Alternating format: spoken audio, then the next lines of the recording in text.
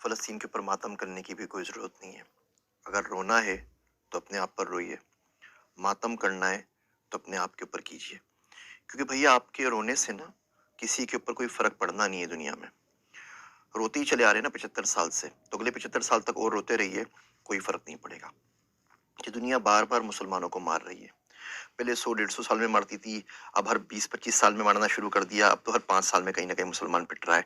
और हम सिवाय रोने के और सिवाय बद्दुआएँ देने के और सिवाय दुआएँ माँगने के और कुछ नहीं कर पा रहे और कुछ नहीं करते और कुछ नहीं कर सकते। बोस्निया की वार हुई, हज़ारों लाखों लोग उजड़ गए, मारे गए। 1982 के अंदर, फिर 2017 के अंदर बर्मा ने रोहिंग्या के अंदर लोगों को मार दिया, 24,000 लोगों को कत्ल कर दिया। मेरे घर में यहाँ पे जो हैंडी मैन है अमेरिका के अंदर, उसके बाप को उसके सामने ज़िबा कर दिया था, वो 10 साल का बच्चा था। और उसको बाद में पनाह भी दी तो अमेरिका ने दी, जिसको हम सुबह शाम गालियां देते रहते हैं। हमारे मुल्कों ने किसी ने उस गरीब को पनाह भी नहीं दी।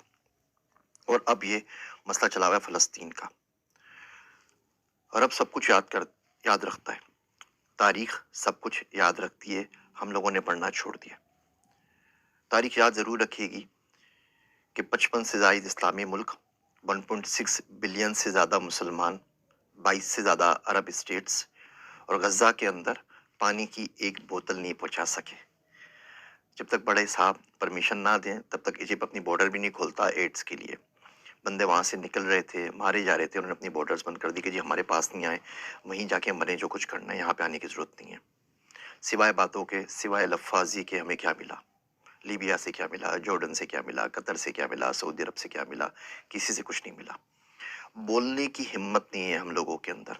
अब सीएनएन के ऊपर चले जाइए, जितने इनके एक्स आर्मी चीफ हैं, जितने इनके डिफेंस एनालिस्ट हैं, सबके सब अपनी कहानियां गढ़ रहे हैं कि वार यूं करनी चाहिए, ग्राउंड इन्वेजन ऐसे करना चाहिए, यूं करेंगे तो इसराइल को नुकसान हो जाएगा, यूं करेंगे तो फायदा हो जाएगा। सबके सब आके अपने तबसरे कर रहे हैं। पाकिस्तान में आप बताइए ना, किसका आपने बयान सुना है? कोई एक्स चीफ हो जिनका आपने बयान सुना हो, कोई एक्स प्राइम मिनिस्टर हो जिनका बयान सुना हो, कोई एक्स प्रेसिडेंट हो जिनका बयान सुना हो, कोई डिफेंस एनालिस्ट हो जिनका बयान सुना हो? ये सारे के सारे कहाँ चले गए? इस्लामिक फोर्स बनाई थी ना पूरी की पूरी, जिसको हम लोग चेयर कर रहे थे, वो किधर गए इस्लामिक फोर्स? उनका कोई बयान सुना है आपने आज तक? सिवाय छोटी सी लफ्ज़ी के, एक दो घिसे पिटे बयानात के, हम कुछ नहीं कर पाते।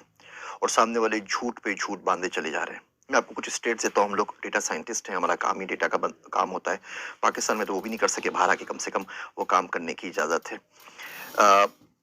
23 सालों के अंदर, 2001 से अगर शुरू करते हैं तो 23 सालों के अंदर हमास ने इसराइल के ऊपर कोई 27-28 हज़ार रॉकेट फेंके। अच्छा, जो रॉकेट होते हैं ना, वो मिलिट्री ग्रेड रॉकेट नहीं होते, वो जो यूरिया से घरों में बनाए जाते हैं ना, छोटा सा एमिनेशन की, किसी के सर के ऊपर जा लगे तो बंदा मरे, अदरवाइज वो जख्मी होगा बेचारा, वो वाले रॉकेट। और मोटर शेल्स 5-6 हज़ार वो फेंके। टोटल किसी भी एस्टिमेट से ये 36 हज़ार से ज्यादा नहीं है, 35,469 है टू बी एग्जैक्ट। आप 36 हज़ार काउंट कर लीजिए इन 23 सालों के अंदर। आयरन डोम आ गया भाई, आयरन डोम तो 2011 के अंदर आया ना, उससे पहले तो आयरन डोम नहीं था, तो बिल्कुल खुले थे, वो आराम से रॉकेट फायर कर सकते थे। इन 23 सालों में इन 36 हज़ार रॉकेट्स ने 69 बंदों को मारा, 69 बंदों की डेथ हुई। अच्छा, उन 69 बंदों में तो इसराइली यार काउंट करते हैं, और आप देख लीजिए ऑनलाइन तमाम लिखा हुआ है। 2 गायें मर गई वो भी लिखा हुआ है, 2 बकरियां मर गई वो भी लिखा हुआ है, 2 बच्चे हलाक हुए वो भी लिखा हुआ है। इसमें भी 4 फ़लस्तीनी थे अपने, वो पता नहीं उस बॉर्डर की उस साइड पे क्या करें, 4 फ़लस्तीनी 69 में शामिल हैं, वो हलाक हुए तो बचे 65। इसके अंदर जो बंदे 65 मरे उसमें भी 5-6 मुसलमान थे, उनको भी निकाल दीजिए। तो एक्चुअल जो नुकसान हुआ 59-58 बंदों का हुआ। उन उन उन वो लोग वहाँ पर हलाक हो गए। अच्छा, इसका अगर आप एवरेज निकालें तो इसका मतलब ये हुआ 521 रॉकेट जब फायर होते हैं तो एक बंदा मरता है। 69 बंदे मरे, 36,000 रॉकेट फायर हुए हैं, तो 521 रॉकेट फायर होंगे तो एक बंदा मरेगा। अच्छा, ये तो 23 साल की हिस्ट्री चल रही है। उसके बाद क्या हुआ अचानक कि वो बोलते हैं कि जी हमास का एक रॉकेट फायर हुआ और गलती से घूम फिर के वो वापस आके अपने हॉस्पिटल पे गिर गया, हॉस्पिटल की पूरी बिल्डिंग तबाह हो गई और उसमें 500 बंदे एक साथ मर गए।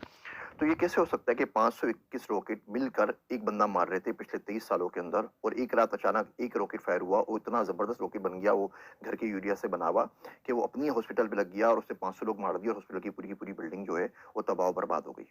और हम लोग ये एजेंडा बाय कर रहे हैं, आप सीएनएन पे जाए, हर जगह जाए, बोलते हैं जी बिल्कुल ही इन्होंने अपने बंदों को खुद ही मारा है, ये खुद ही कत्ल हुए हैं और कातिल अपने खुद ही हैं, और हम ये बात मानने को तैयार हैं क्योंकि हम इसके अलावा कुछ कर नहीं सकते। और ये बर्बरियत जो है ये चली जा रही है, चली जा रही है, और हम सिवाय बद्दुआएं मांगने कुछ नहीं कर रहे। दो तरह के पाकिस्तान में लोग हो गए। एक वो लोग हैं जो झोलियां भर भर के बद्दुआएं दे रहे हैं।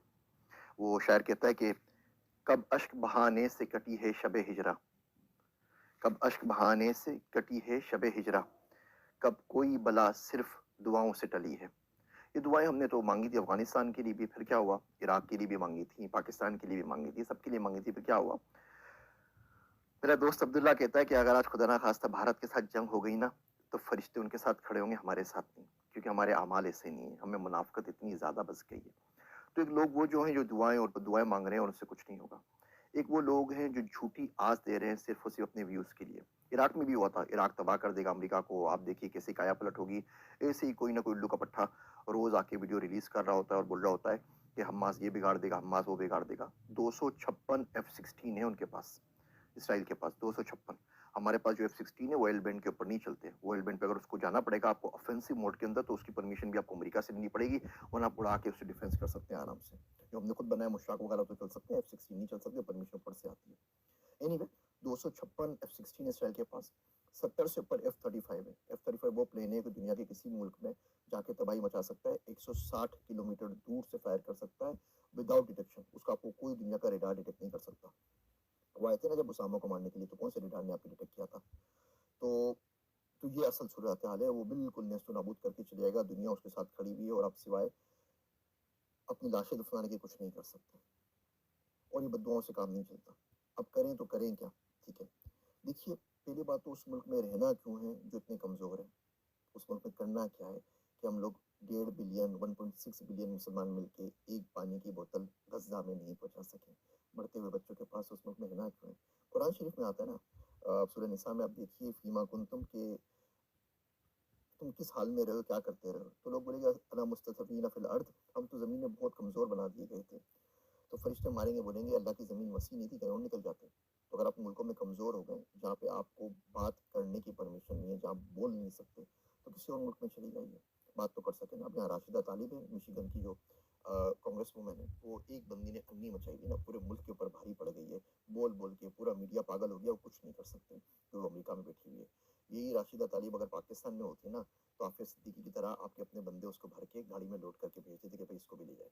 और बाद में फिर मातम करते रहते कि हमारी बच्ची ले गए, हमारी बच्ची ले गए, हमारी बेटी ले गए, हमारी बहू ले गए, हमारी पाकिस्तान की दुख्तर ले गए। सारी बकवास कर रहे हो तो खुद दे देते हैं। लाल मस्जिद का वाकया हुआ था ना, तो हम में से कितने बाहर निकले थे। वो तो घर के अंदर मस्जिद है इस्लामाबाद के अंदर, वहाँ भी गोलियों की बरसात हो गई थी। और ऐसे वाकयात होते रहते हैं, कभी कोई वाकया होता है, कभी कोई वाकया होता है, कभी कोई वाकया होता है। सारे वाकयात हमारे पास होते रहते हैं और उसकी सुनगन कुछ नहीं होती। तो इस मुल्क से बाहर निकले। मर्द का हथियार पैसा है, मर्द का जो जेवर होता है वो हथियार होता है, और आज का जो हथियार है वो पैसा है, पैसे से बड़ा नहीं है। तो किसी ऐसे मुल्क में चलिए यहाँ कुछ पैसा कमा सके ना, ताकि किसी गरीब की डोनेशन कर सकें, किसी की मदद कर सकें, कुछ ना कुछ तो उसके लिए कर सकें। आपके पास पाकिस्तान में फ़लस्तीन के एम्बेसडर मौजूद हैं, जिस मुल्क में वहाँ पे रहते थे, उनसे आगे पूछ लीजिए हाउ वी कैन हेल्प। कोई फ़लस्तीन का बंदा होगा, कोई रेस्टोरेंट होगा, आप पूछ लीजिए मैं भेजना तो मैं किस तरह एड कर सकता हूँ। पढ़ना शुरू करें, देखना शुरू करें, सुनना शुरू करें, क्योंकि ये जो लोग आज चुप सादे बैठे हुए हैं, कल यही आपके पास आएंगे। मैं क्या लफ्ज़ यूज़ करूँ इन लोगों के लिए, और आके आपसे वोट की भीख मांगेंगे इस्लाम के नाम के ऊपर। कौन सा इस्लाम है भैया, और कहाँ का इस्लाम है। पैसा एक दीन बचा है, IMF खुदा है दुनिया का, हम उसको फॉलो कर रहे होते हैं। ये मुनाफिकत की बातें बिल्कुल भी नहीं करनी चाहिए। मुल्क से बाहर आइए, पढ़िए, पढ़ने से रिस्क कमाइए, पैसा हासिल कीजिए, रिसोर्सेज हासिल कीजिए। ये राशिद तालिब एक है ना, अगर ये 100 होती ना अमेरिका के अंदर, तो आज ये सूरत हाल नहीं होती। हम अपने बच्चों को क्यों नहीं भेजते हुकूमतों के अंदर, हम अपने बच्चों को इलेक्शन क्यों नहीं लड़ाते उन पावरफुल मुल्कों के अंदर जिनकी कहने से कुछ हो जाता है। हम अपने बच्चों को तमाम चीज़ें, नई चीज़ें, टेक्नोलॉजी क्यों नहीं सिखाते। पाकिस्तान का मैं आपको हाल बताऊँ, तलमूद इसराइल की किताब है। मैंने किसी ज़माने के अंदर वो इसराइली ज़ुबान सीखने की बड़ी कोशिश की थी, कुछ किताबें वगैरह मंगवाई थी, तो एक्सपीरियंस हुआ। तो पता चला कि तलमूद जो इसराइलियों की जो मजहबी किताबें मुझे पढ़ने का शौक था, पाकिस्तान मंगवाई जाए, वो अरबी के अंदर शायर हुई थी कतर कतर से। वो किताबें मंगवाई, कुछ और किताबें मंगवाई। वो चित्तर पार्क में उसकी सही साहब की लाइब्रेरी है, वहाँ पे मौजूद है, आप लोग जाके पढ़ सकते हैं। तो जब वहाँ पर इस्लामाबाद एयरपोर्ट के ऊपर आई, तो उन्होंने कस्टम वालों ने रोकनी। तो उन्होंने, ये कौन सी किताबें मंगवा रहे हैं आप, ये तो इसराइल की किताबें हैं, ये तो फलां किताब है, ये तो फलां किताब है। उनको बोलता रहा भैया किताबें हैं, पढ़ने के लिए मंगवा रहे हैं, रिसर्च के लिए। खैर उन्होंने 4 दिन तक वो रोक के रखा। फेसबुक पे जाके लिखा, लिंक्डइन पे जाके लिखा, कोई अल्लाह का बंदा मदद कर दे, मेरी किताबें छुड़वा दे, मुझे पढ़नी है, रिसर्च करनी है। अलगर्ज वहाँ पे गया, 7,69,000 रुपये उनकी फ़ीस भरी, चालान भरी, पता नहीं कौन कौन सी फ़ीस थी, रिश्वत थी, ये भी नहीं पूछा। वो किताबें छुड़वा के लेकर आया, और चित्तर पार्क में मुफ्ती साहब की लाइब्रेरी में रखवा दी कि कोई बंदा अगर पढ़ना चाहे तो पढ़ लीजिए। इसी तरीके से एक दफ़े किताब मंगवाई, उसमें इसराइल का नक्शा था, तो हमारी कस्टम हुकाम ने उसको रोक लिया, बोला नहीं ये किताब तो नहीं, आप किस चक्करों में लगे हुए हैं। मैं कहा यार भैया पढ़ रहा हूँ, मुल्क के बारे में जानना चाहता हूँ, जा तो सकता नहीं पाकिस्तानी पासपोर्ट के ऊपर, कम से कम समझने तो दो, पढ़ने भी दो, वो परमिशन नहीं मिली। इवन इंडिया से कुछ किताबें मंगवाई, वो आज तक नहीं मिल सकी, कस्टम्स ने रोक ली।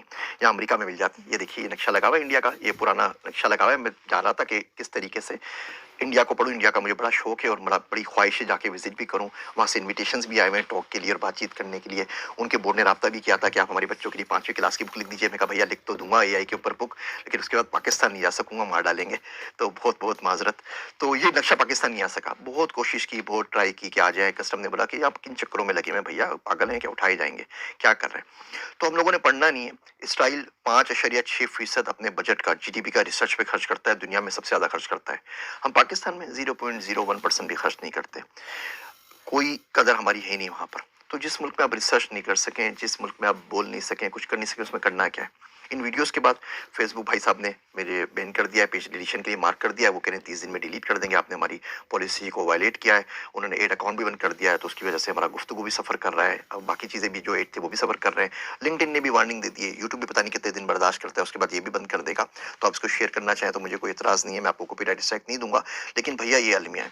अब आप बताइए इसमें आपके और मेरे रोने से क्या हो जाएगा। हाँ, रो के दुआ मांगे, उससे इंशाल्लाह ताला अल्लाह हो सकता है कोई सबील करे और आपके दिल में डाल दे कि इंसान का बच्चा कैसे बनना है और दुनिया के अंदर पावर कैसे हासिल करनी है, दुनिया के अंदर रिसोर्सेज कैसे हासिल करनी है। वो पर्सनल फाइनेंस पे आपको मैं किस्तें बनाऊंगा तो आपको दिखाऊंगा कि आप गुर्बत को तोड़ के मिलियनर कम से कम बनने की कोशिश कैसे कर सकते हैं। वादा तो नहीं, लेकिन कोशिश कैसे कर सकते हैं। भैया पढ़ना शुरू करें, लोगों को देखना शुरू करें, कौन क्या बोल रहा है और क्या नहीं बोल रहा, और इसको याद रखिए। ये जितने भी आपके पास आ रही ना वीडियोस फ़लस्तीन की, व्हाट्सएप पे आती हैं, फेसबुक पे आती हैं, लिंक पे, इसको ज़्यादा से ज़्यादा शेयर करें, ताकि आपकी मेमोरी में कुछ अरसे तक तो बाकी रहे ना कि हम लोगों के साथ क्या और कब हुआ था। और ये बात याद रखिएगा कि 55 इस्लामिक मुल्क, 1.6 बिलियन मुसलमान, गजा के अंदर मरते हुए बच्चों के लिए पानी की